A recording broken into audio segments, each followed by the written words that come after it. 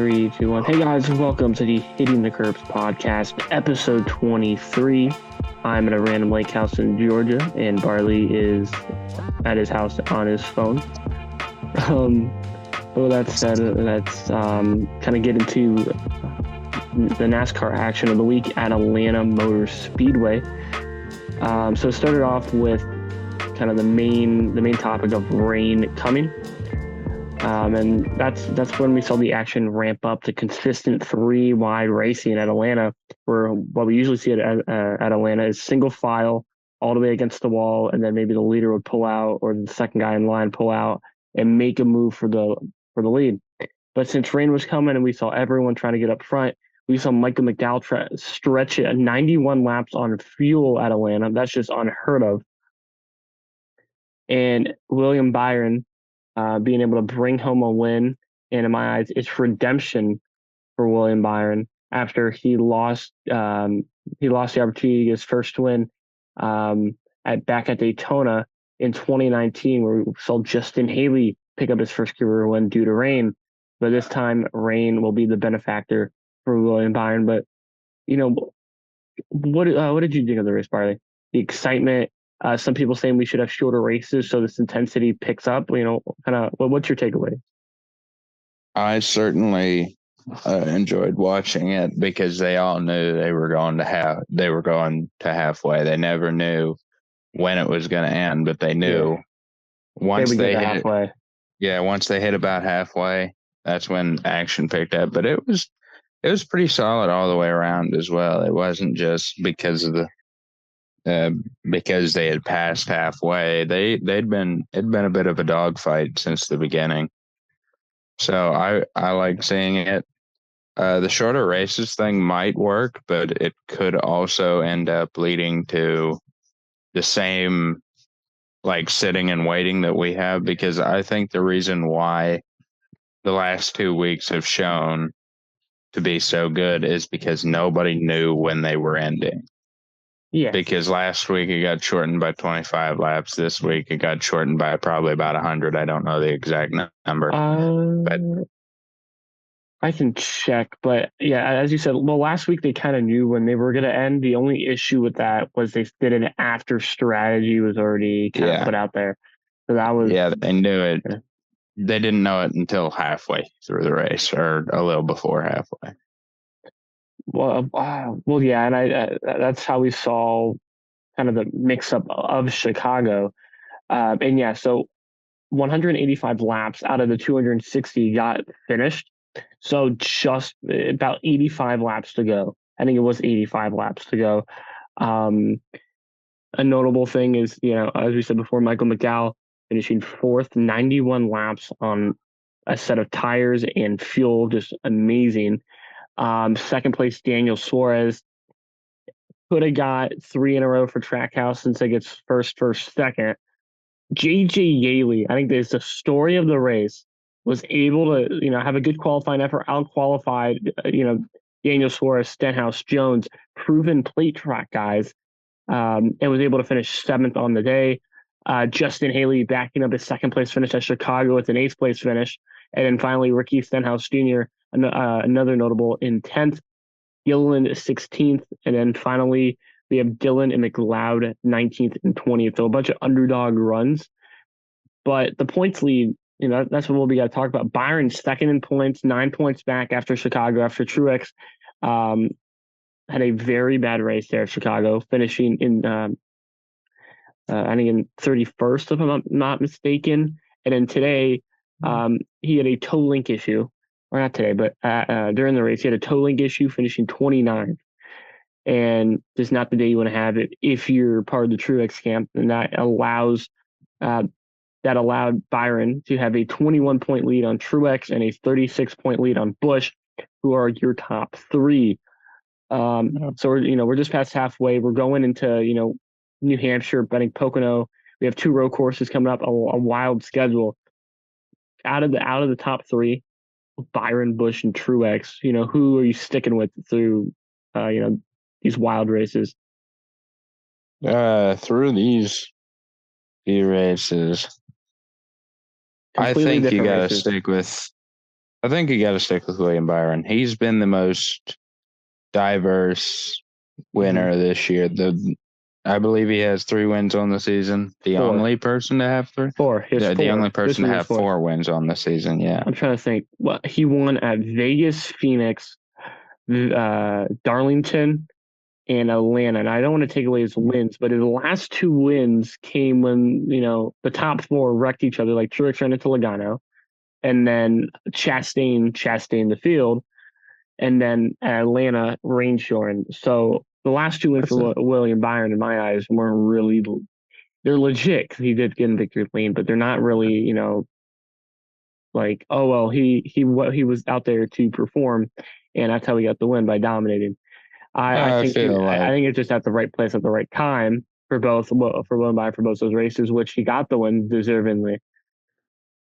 Well, I So feel like you make those arguments about someone who has won 4 times but is fifth or sixth in points. I He's see your leading point. the Yeah, points right now. 4 wins, even if the last two weren't exactly him running out in the middle of the field and dominating. He did here's what what he had to do, and he's done what he has to do all season. So I believe he'll continue to I see your do what point. he has to do. He's tied for the second most amount of top fives with his teammate Larson down eighth in points, and he has the second most top tens, one down to Kyle Busch. Um, so he has been one of the more consistent guys. In my eyes, I got to go with the wild card, and that's Kyle Busch. Byron's won at 3.5 miles.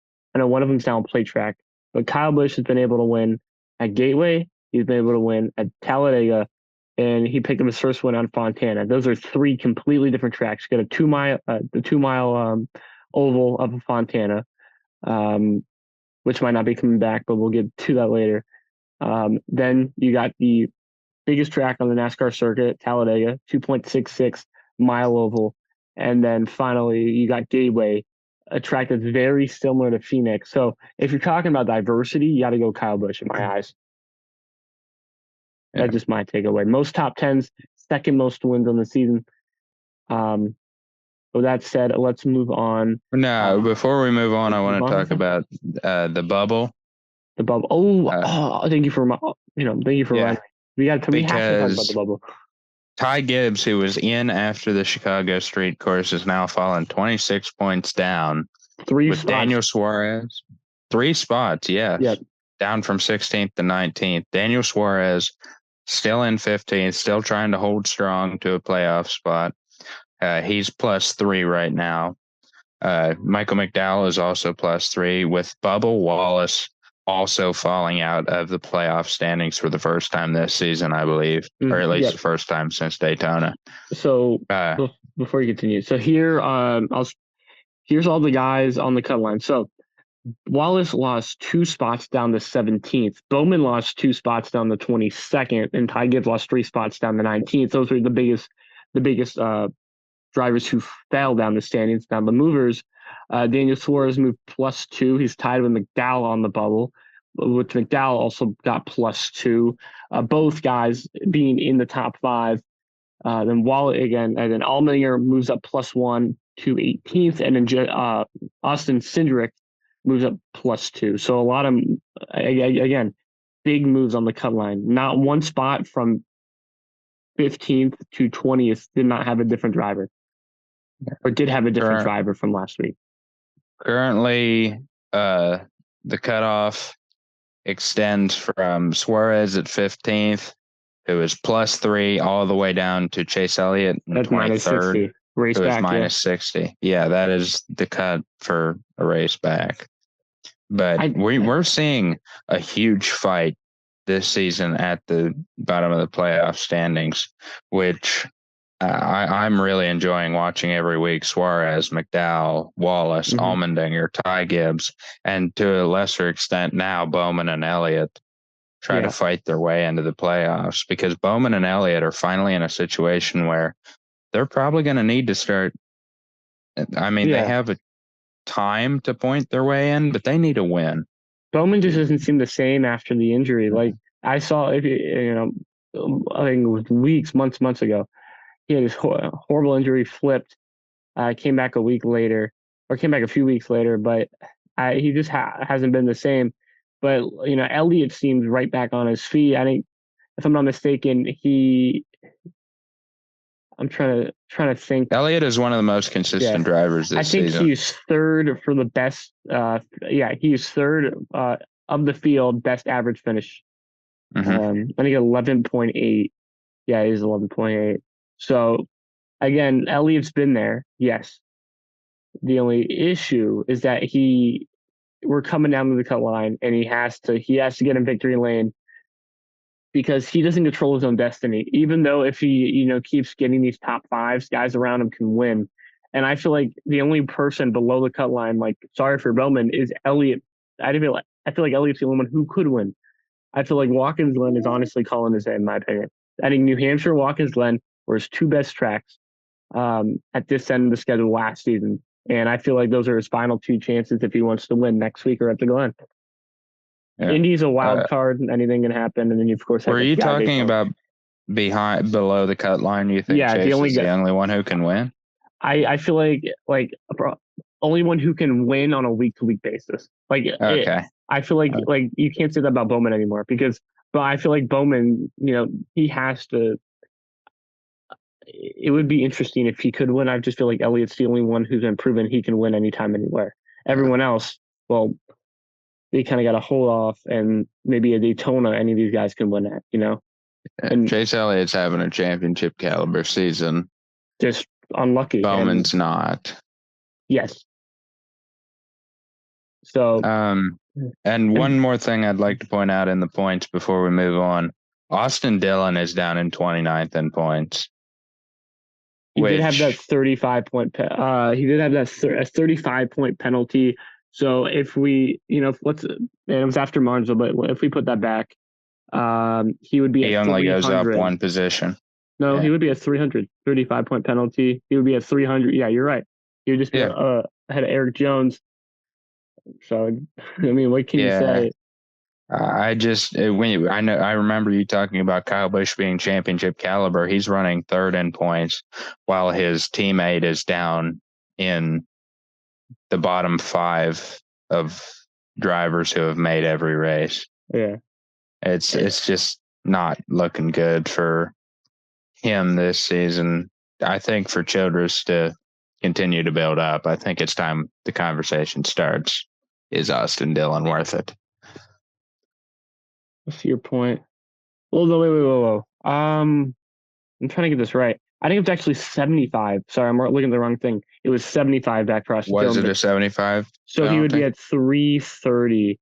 So he would just be over Ryan Preece, but still, you're 25th in points, so your teammate's third. Yeah. I mean, there's no excuse. SHR, SHR hasn't had the greatest year yet. And this, I'm going to do this transition, but they lost a major sponsor to Ross Chastain, and the biggest sponsor they've had since, in the team's history. And when Kevin Harvick leaving, I just don't know what to say. I don't know what sponsor can hop on the team and get him back going. Let's quickly look back at point. Chase Russell got the 103-point penalty. We add that back. He's only 1 point below Ryan Preece, his teammate, while all three of them would be 25th, 26th, and 28th on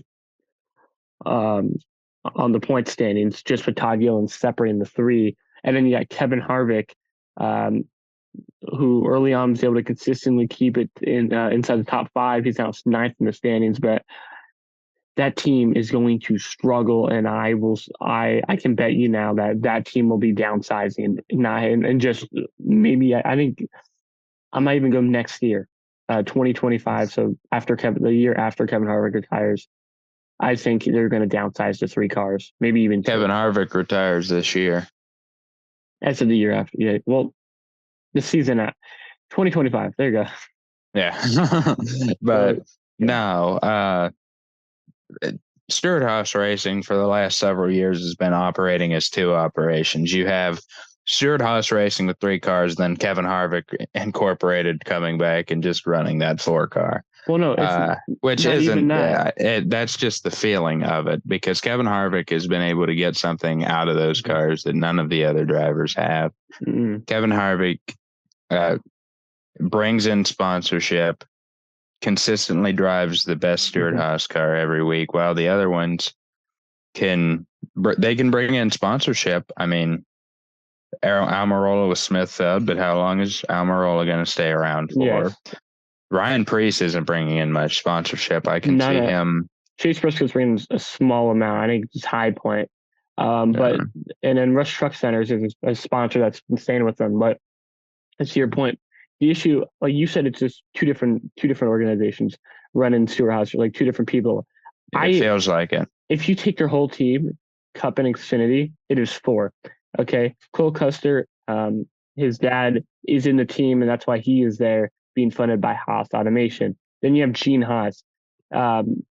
Gene Haas is, I think, the person who put Riley Herbst on their team for the funding purposes of the 98, and to fund the Xfinity team, because once Cole Custer came down there, I think they're getting majority of sponsorship funds from Riley Herbst on that Xfinity stable. And then Gene Haas, he usually runs that 41 car, and we saw so many disagreements for the past few years of who should be in that 41 car.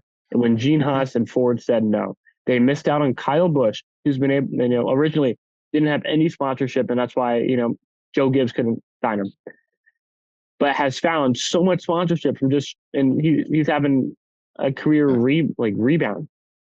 And then Kyle Larson, who Ford didn't want, the Ford camp didn't want directly.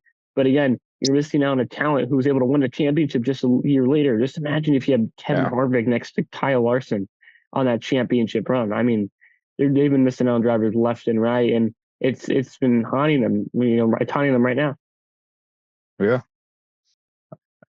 SHR, it has made so many bad decisions over the last few years that is causing sponsors to leave, like Busch Beer. Busch Beer sees more potential in the one car of Ross Chastain at Trackhouse than they do with any of the cars, with any of the drivers at Stewart-Haas Racing, and I can't blame them. If I had to make the choice, now that Kevin Harvick's retiring, whether to stay on with Josh Berry or move to Ross Chastain, I'd move to Ross Chastain. And it's the same way if you ask me the question with Ryan Preece, Almirola, or Briscoe, I would move my sponsorship over to the one car because I know that one car is going to be running up front more often than the Stewart-Haas cars are. Yeah. And I think there's only one good move that Stewart-Haas Racing can make right now. Okay. You gotta. I think at this point you gotta get rid of one of your drivers.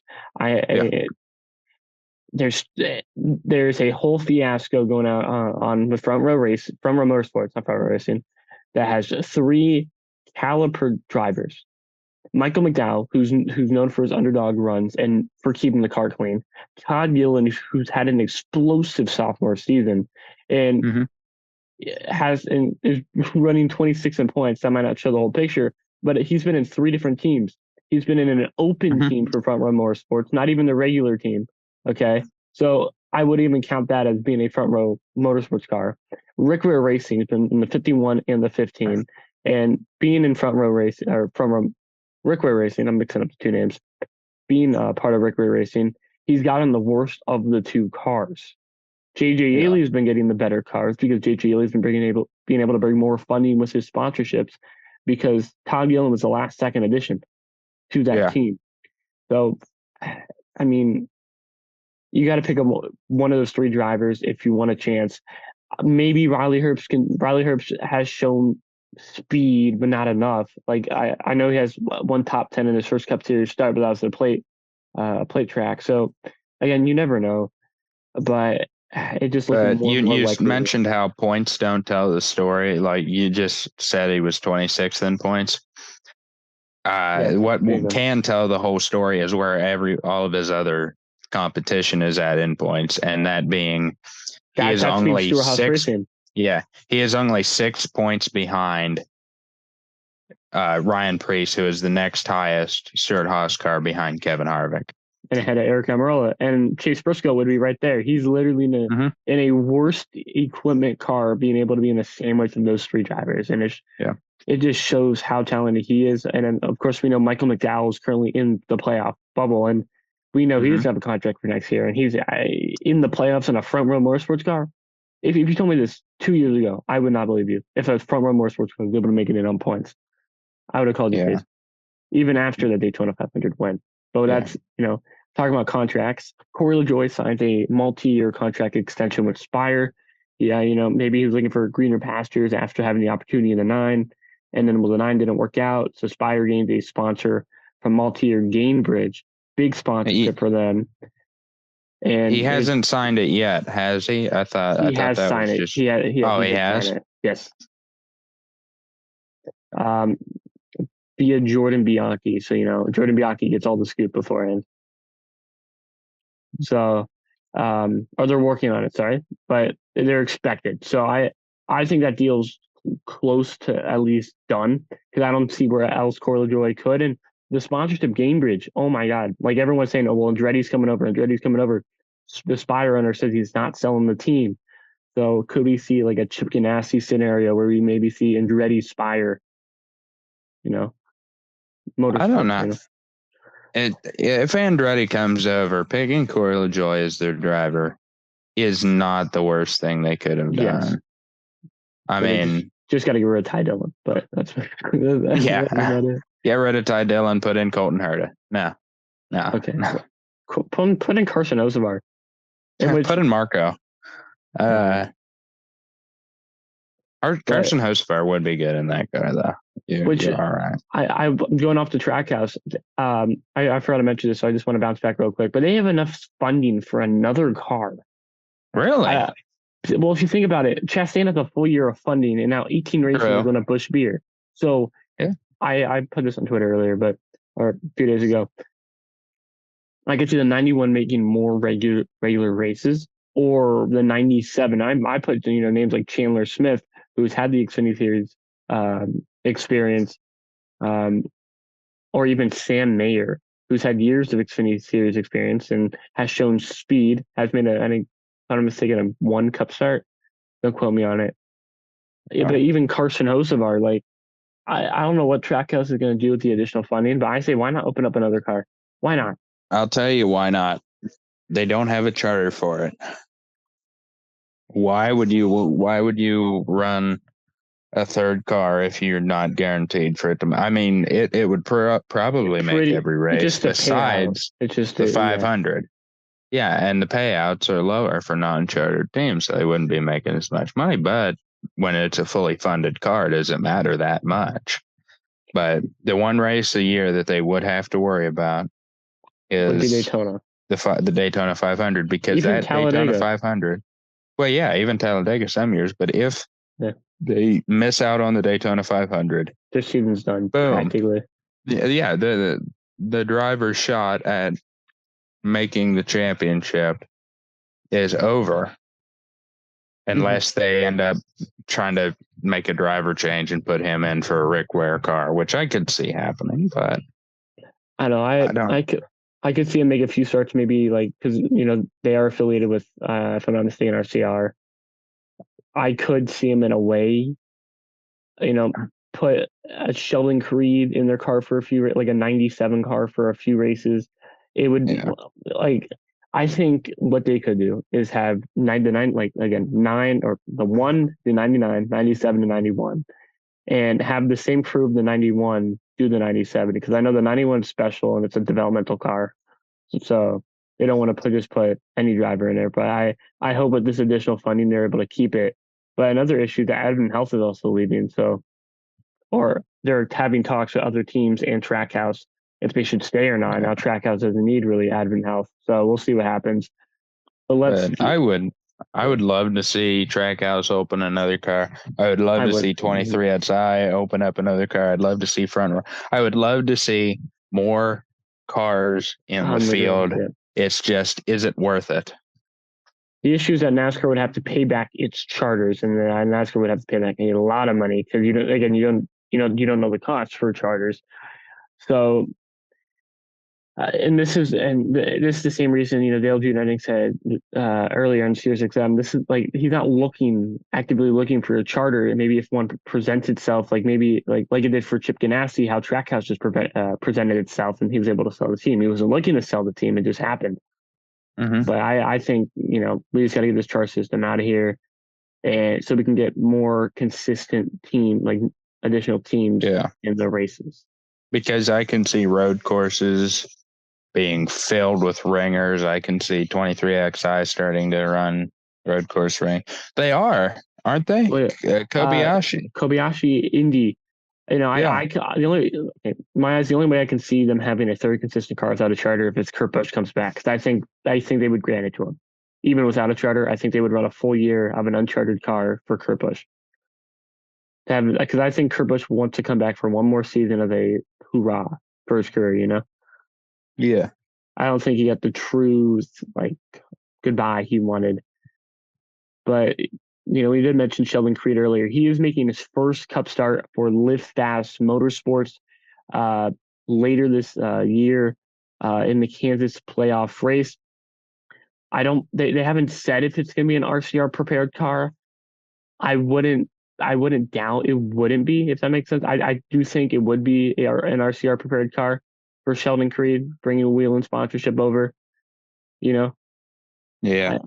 I don't see why not, why they wouldn't do it. Because they open up an additional car for Austin Hill on Michigan in the 33. So I feel like they would do the same for Sheldon Creed in the 78. But I just wanted to bounce on that. Good for Sheldon Creed. He deserves a Cup opportunity. He is, in my eyes, RCR's brightest prospect. Austin Hill is currently the same age Daniel Hemrick was when he got moved up to Cup. And so I think they're looking for a little bit of a younger guy in Sheldon Creed. Yeah. And then finally, NASCAR to Montreal looks more realistic by Bob Pockrass. Canadian Grand Prix spokeswoman confirmed that they have had conversations with NASCAR regarding a Cup race in Montreal, and those have been ongoing for some time.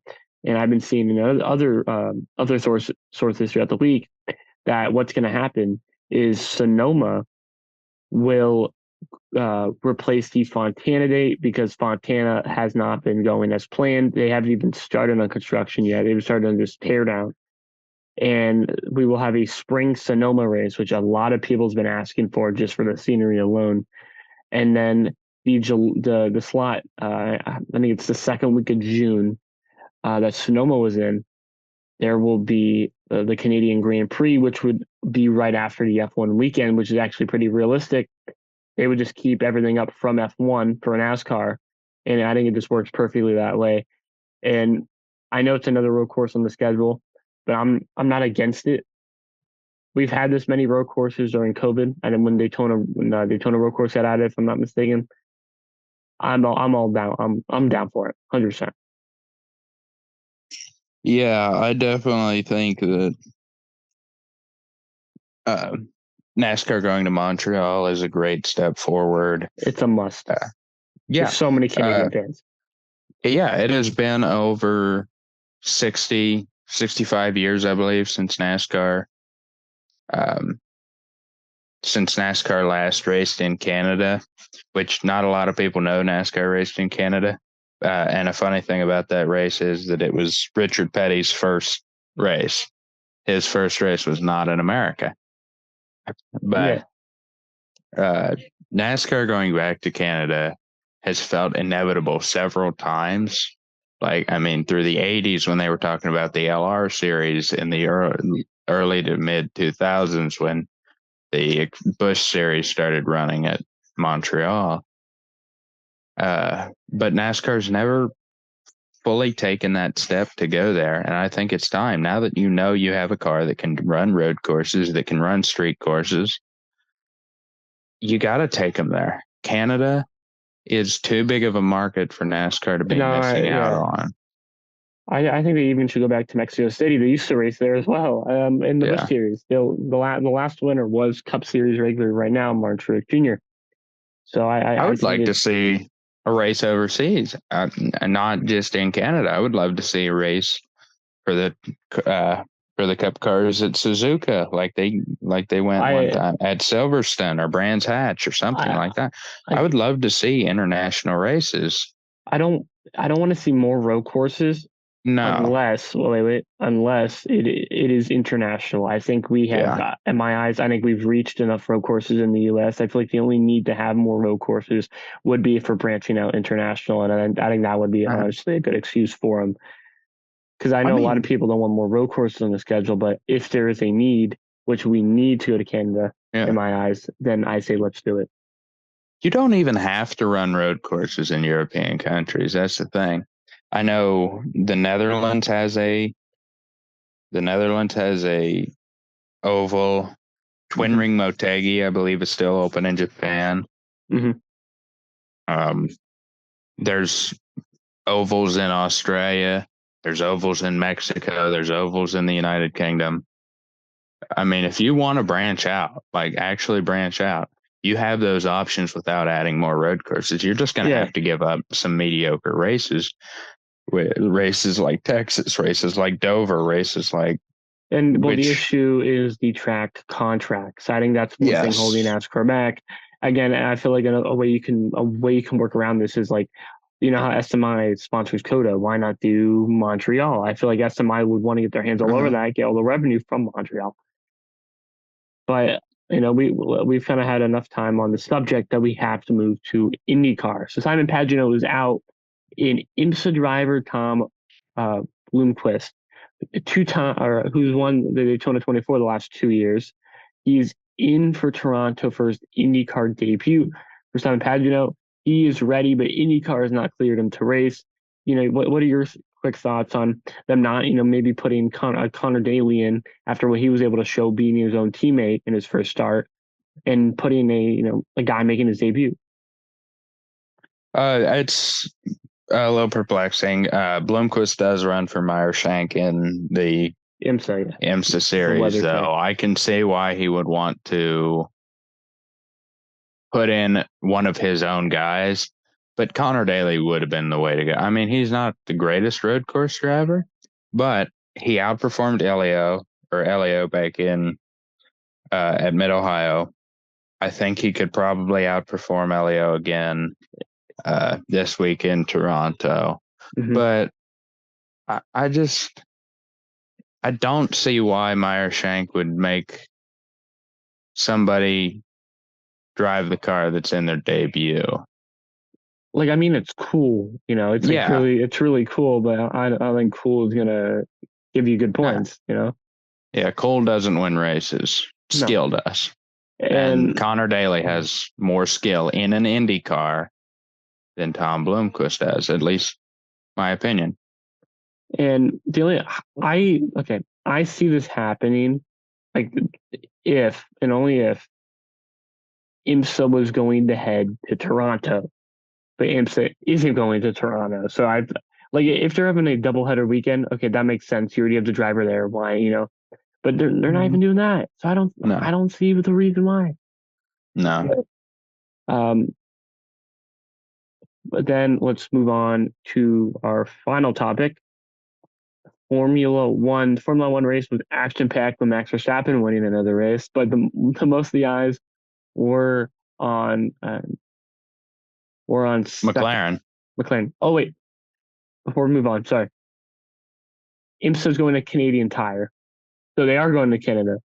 I'm not sure what the distance would be, so maybe we just look stupid for a second, but I feel like you shouldn't still put him in a brand new driver in a car who's not even if it's not on the same track, I don't see why they did it. But as you were saying, all eyes were on McLaren for the F1 race. Lando Norris thoroughly impressed me. Got out in front of Oscar Piastri impressed me even more. Piastri with a P4, I believe. He didn't even have the full upgrades that Lando had. He had upgrades, but even Lando got even more. He had, I think, Lando's Austria upgrades, right? Lando got even more coming to this race. So I've been hearing. I mean, wow.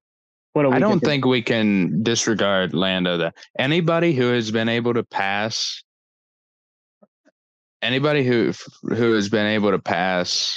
Max Verstappen or even lead a lap this season besides Max Verstappen or any of the Red Bulls has impressed me.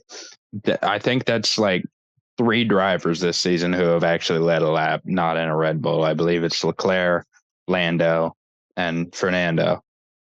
It's a very slim group this season.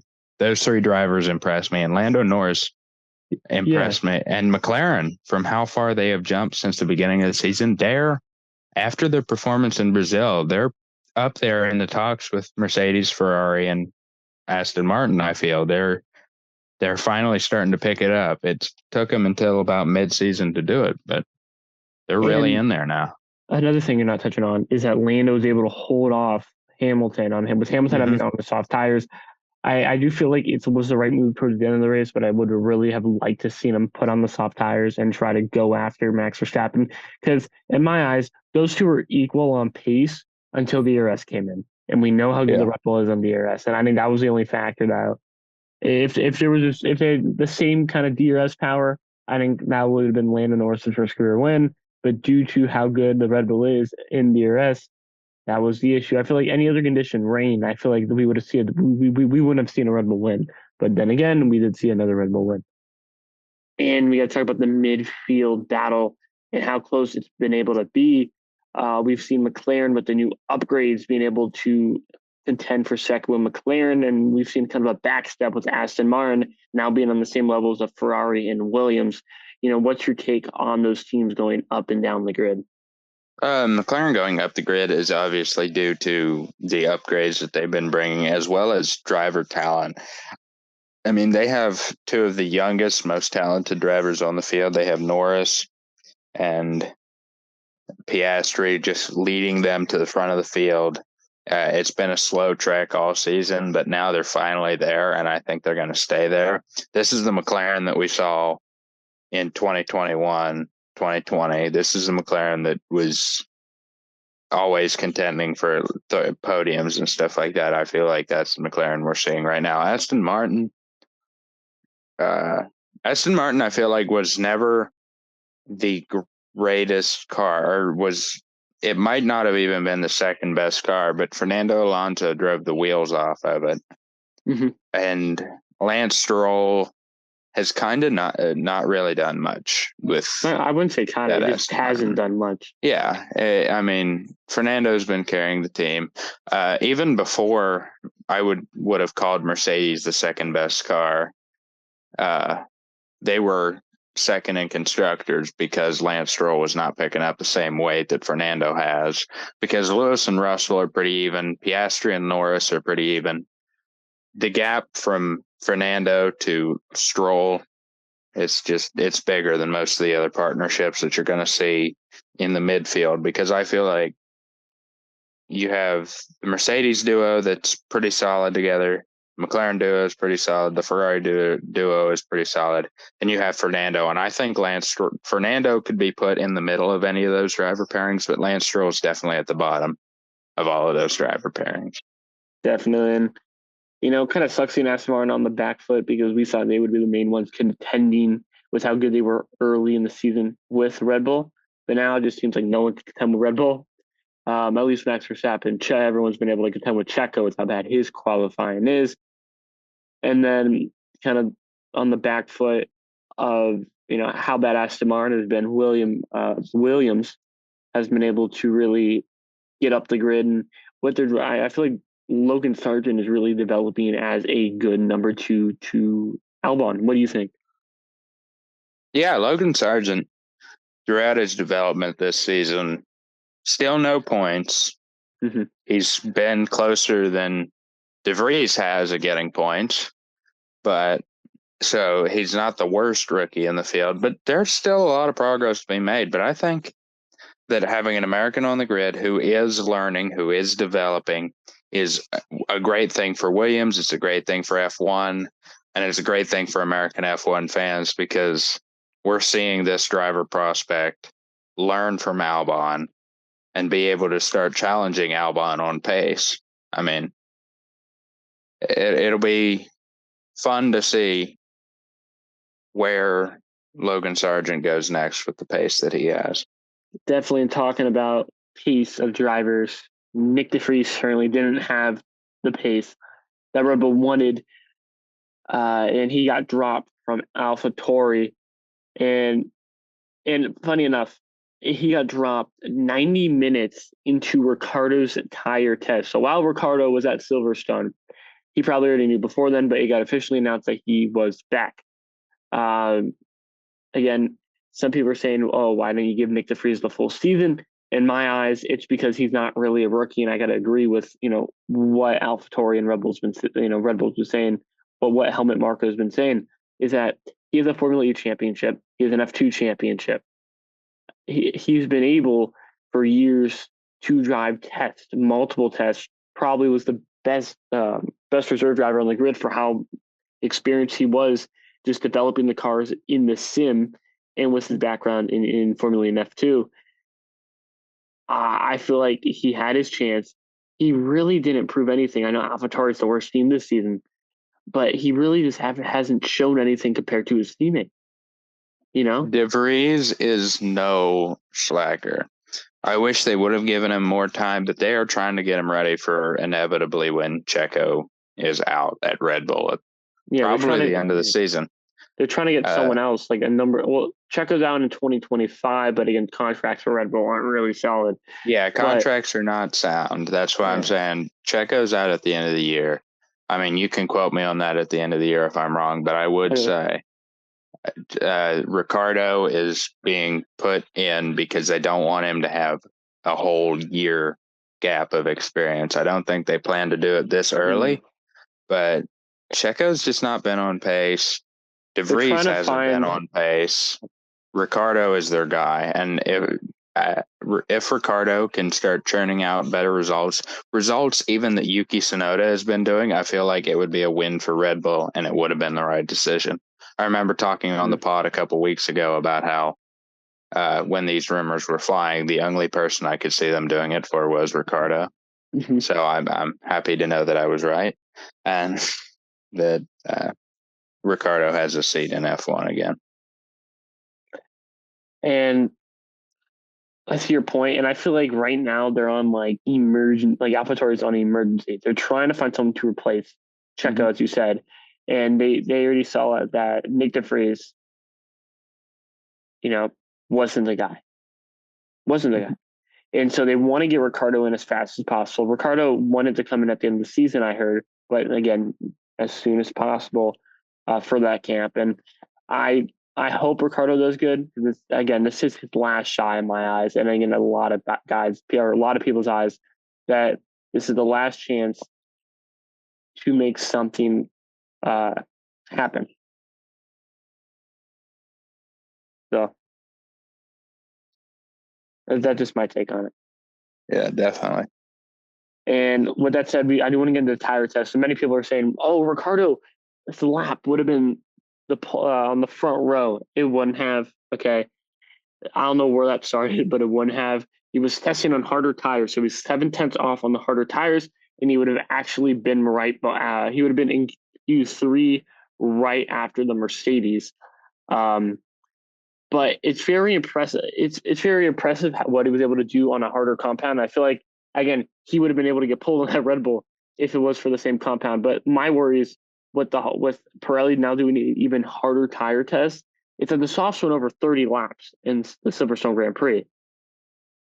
Why do we have to be testing harder tires that now don't even need the blanket, the heating blanket, to keep it warm and ready to go on the racetrack? I just don't feel like this is necessary. I feel like you're given now even bigger praise and a gap for Bridgestone to come in and blow not even all the teams' minds with how good, how quick and good the tires are, even the fans' minds. So I feel like this is the wrong way for Pirelli. Why are we testing harder tires? I don't know. What do you think? Do you think we should be the F1 should be testing harder tires? I just, not hard. Yeah. I don't believe so. I believe that the harder the tire, the longer it'll go, but the less strategy that provides. I mean, it also makes the cars slower. I'd like to see softer compounds be developed more. And if you're going to have a hard tire, make a soft tire to combat it. But I don't see why they're working on getting rid of tire blankets. I feel like they've worked. So it feels very unnecessary. You already have 5 compounds. Why create a 6th that just doesn't need tire blankets? I don't know. Yeah, again, why need tire blankets? And then, but with that said, let's get into some other motorsports before we jump into our final picks. SRX is coming back this time on Thursday night. So when you'll be hearing this, it will be tonight. And well, I'm excited this is back. It's finally on ESPN and not CBS, so I can finally see it live.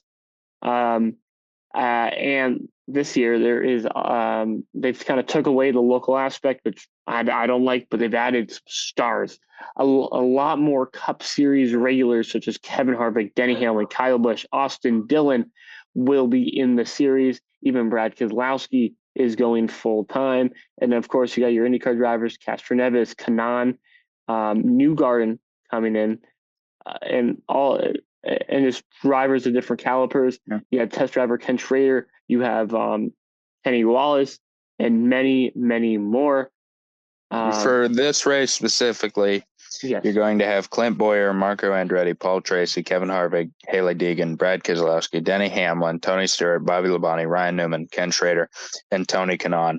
A field that feels like it would be unheard of just 3 or 4 years ago is now one day away from happening. You have many stars. I believe 6 Cup Series championships in the field, 7 Cup Series championships in the field, several nationwide IndyCar and other motorsport championships in the field as well. Mm-hmm. This field is stacked. It's one of the most decorated races that happens every year, or the most decorated series that happen every year is the SRX series. With that said, let's, these are official picks, but who do you think's going to win? We'll see for right next week. Well, before the podcast started, I was talking to you about this a little bit, and I said I thought Ryan Newman had a good shot. Mm-hmm. He's starting 12th in Heat 1 tomorrow night. So does that completely kill him? No. But does it make me want to change my pick? Yes, I'm going to go with Kevin Harvick in the number 4 to win. For these races, you got to get someone who's good at short tracks and who's known for his short track talent, and that's Denny Hamlin. Denny Hamlin in the FedEx SRX machine. I feel like he's going to get it done. I feel like it's an easy pick. For me, it's between him and Brad Keselowski. In other motorsports, the Eldora Million is happening while we're recording this Wednesday night for the prelims qualifying, and then the race is tomorrow on Thursday, and then the biggest race in online racing, the Thrustmaster Firecracker 400 on iRacing, where you're going to see a bunch of Cup guys and Coca-Cola iRacing Pro guys go at it for the money.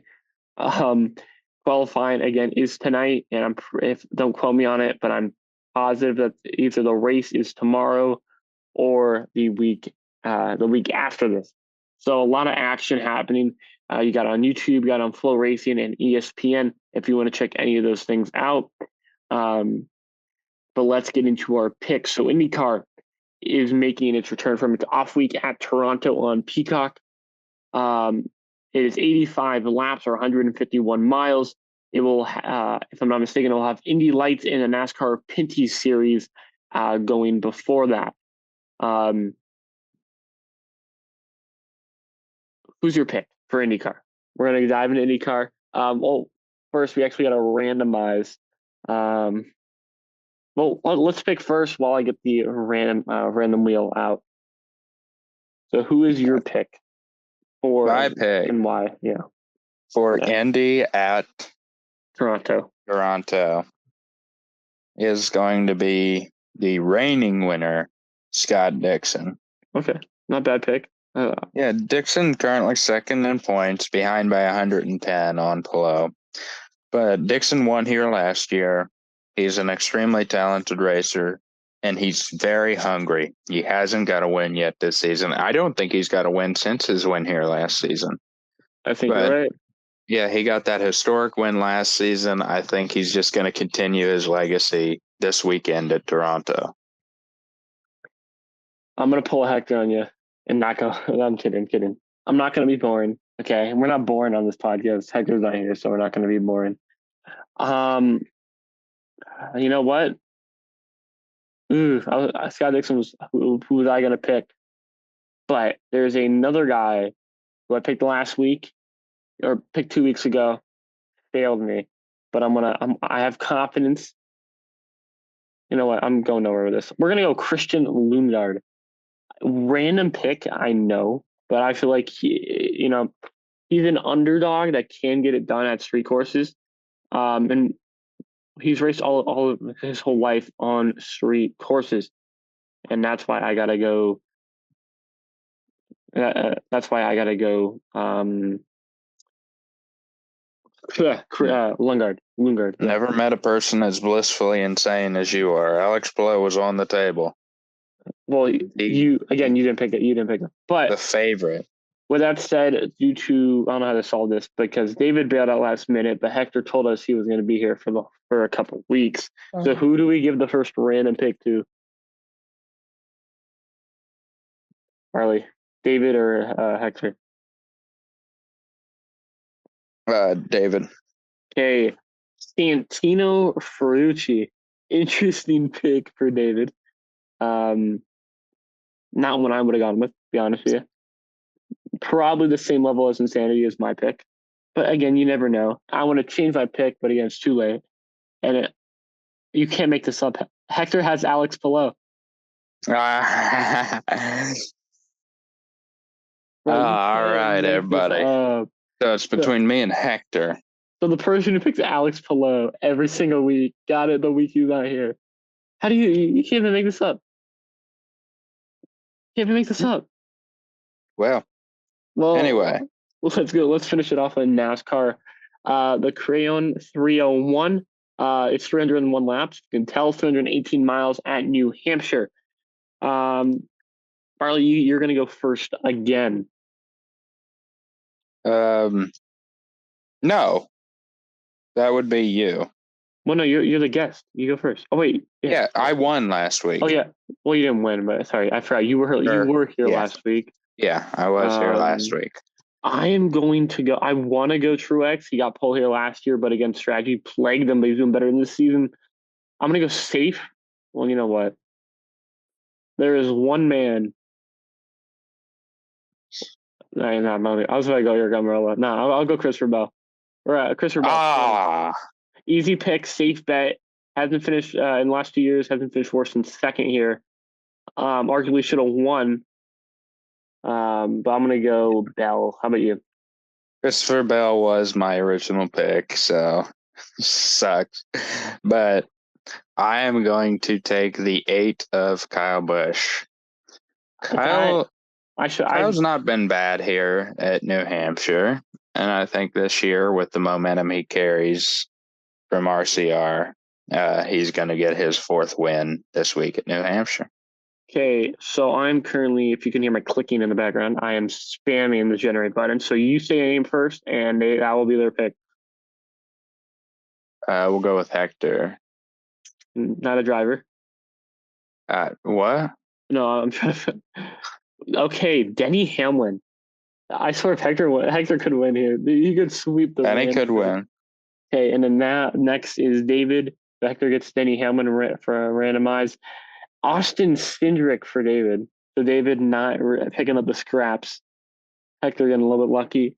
But that's our picks. So again, for IndyCar, Jason going Scott Dixon, David going Santino Ferrucci. I'm going Christian Lundgaard. Hector's on Alex Palou. And then for NASCAR, I'm going Christopher Bell. Jason's going Kyle Busch. Denny Hamlin goes to Hector, and David is taking Austin Cindric. Thank you for tuning in, and make sure to tune in the other motorsports around the country this week. See you next time.